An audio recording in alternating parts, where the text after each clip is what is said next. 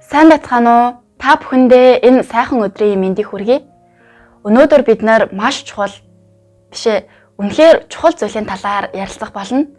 Та бичлэгээ заавал дуустал нь үзээрэй. Бидний эргэн тойрондох бүх зүйл энгийнүүдээр харж чадахгүйч тэр чихтэй ёрын муугийн гарт бүслэгдсэн байдаг. Та өмнө нь ингэж мэдэрч байсан уу? Тэгвэл тэр чихтэй муу мухад бүслэгдсэн юм бол бидэнд бас сайныг хүртэх ямар ч арга байхгүй гэж үү? Би эхлээд та нарт нэг хэсэг тэмдэглэлийг харуулъя. Сатан бүх дэлхийн муу ёрын сүнснүүдтэй нэгэн хурал хийжээ. Эхлээд тэр ингэж хэлв. Бид Христэд итгэгчдийг дахин чуулганд нь очуулж болохгүй. Үргэлж Библийг уншиж, үннийг олгох боломжийг тэдэнд олгож болохгүй. Аврагч Есүстэй дотн харьцаатай болохыг нь зөвшөөрч болохгүй. Учир нь тэд Есүсийг мэдэж, түүнийг хайрлбал бидний хүч нөлөө арилж алга болно. Иймээс тэд чуулгандаа харьсан ч гэсэн бид тэдний цаг завыг нь хулгайлъя. Ингэснээр тэд Есүсийн дотор амьдарч байсан ч Есүстэй жинхэнэ харьцаатай байж чадахгүй.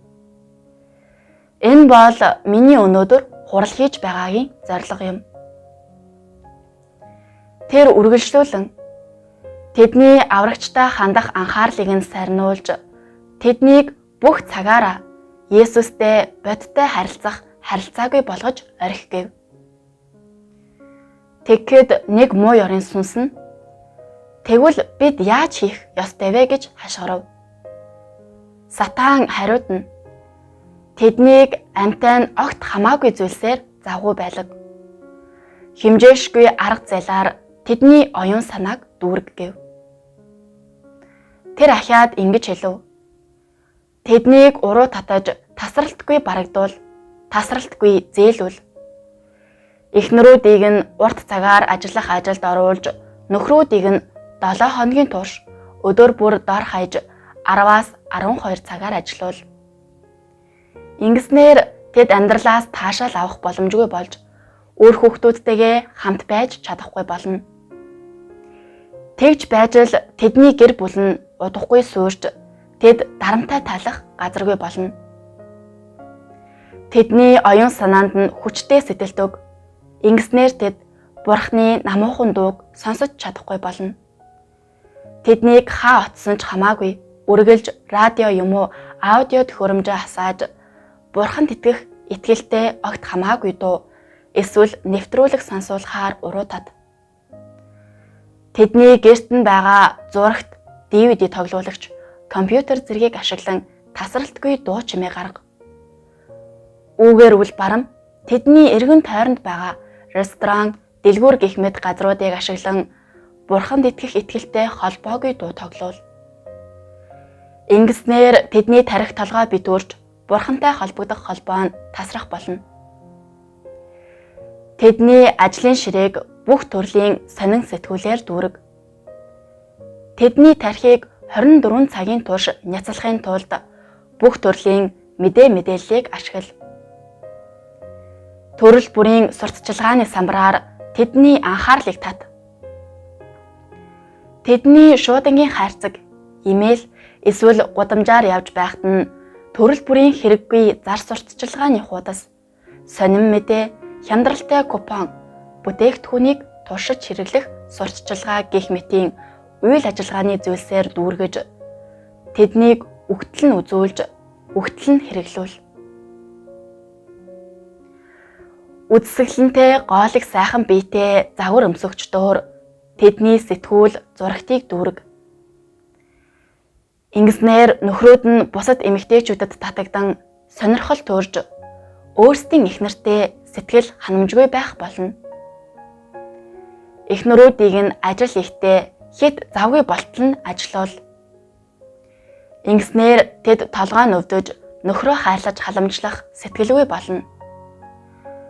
Хэрэв тэд нөхөртөө хайрыг өгч чадахгүй бол нөхөр нь түүнд дургуйцаж өөр эмэгтэйтэй ханилахаар хичээж эхлэх тул гэр бүл нь тун удахгүй суурна. тэдний зугаа цэнгэлэгч бүү орхигдуул. Тэднийг хит их зугаацаж цэнгэснээс болж алжаалж өгвөл. Тэднийг цаг завгүй ажилуул. Ингэснээр тэд их байгальд очиж Бурхны бүтээлийг таашааж сонирхох боломжгүй болго. Оронд нь тэдэнд бүх төрлийн сонин, сэвүүн, цэцэрлэгт хүрээлэн спорт, кино концерт өг. Хамгийн чухал нь тэднийг хит их донтуулж завгүй дахиад л завгүй байлга. Тэд сүнслэг хамтрагчдтайгаа баяр хөөртэй хамт цуглаж байхад нь тэднийг хүмүүсийн хоорондох сул яриа, ховжив, шүүмжлэлт оролцуул. Тэгснээс тэд бидний хамгийн үзен яддаг мэс чанар, ёс суртахуунаас зайлах болно. Энэ нь боломжийн төлөвлөгөө юм шиг санагдаж байна.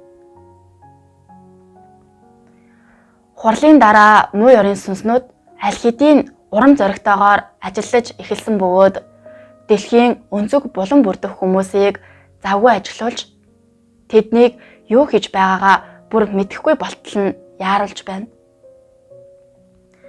Дараа нь тэд бурханд болон бурхны тэдэнд зориулж бэлтгэсэн гэр бүлд зориулсан цаг зав нь улам бүр цөөрч тэдний амийг өөрчилж чадах бурхны хүч чадлын талаар бусдад хэлэх цаг зав нь улам бүр бага болж байгааг бид харж байна.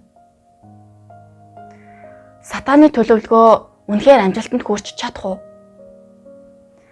Сатааны төлөвлөгөө амжилтанд хүрч чадах хэсэг нь таны сонголтоос хамаарна. Дээрх түүхэнд сатааны өгүүлсэн зүйл нь бүгд бурханд ойртоход нь бидэнд саад болж буй сатааны янз бүрийн арга зайлын нэг хэсэг юм. Тиймээс бид ёрын муугийн янз бүрийн арга зайлыг заавал ялхан салгаж чадах хэрэгтэй.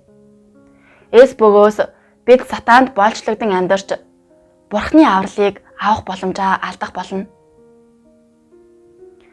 Та бурхны нүүр царайны гэрэлд амар амгалан аз жаргалтай амьдрахыг хүсэхгүй байна гэж үү? Жинхэнэ чөлөөлөлт, ямар ч дарамт, сэтгэлийн хүлээсгүй амьдралыг бурхан биднэрт аль хэдийн бэлдэж өгсөн. Та хүлээж авахыг хүсвэл зурвас үлдээгээрэй. Мөн линкэн дээр дарж бидэнтэй холбогдоорой. Таныг болон танай гэр бүлийг бурхан ивэх болтугай.